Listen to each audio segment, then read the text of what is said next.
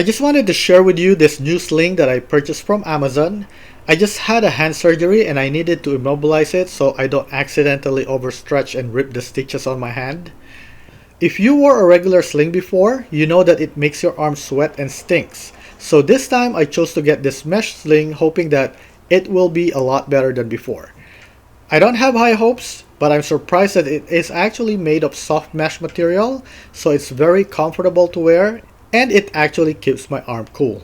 The shoulder strap is soft, so you can wear this all day without feeling any strain on your neck or shoulder. This is a reversible design, so you can wear it on your left or right hand.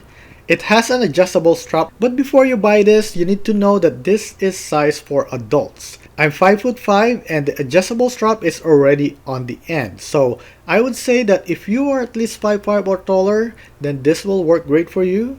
But if you are a shorter person, or if you're buying this for a kid, then you may want to look for a kid size sling.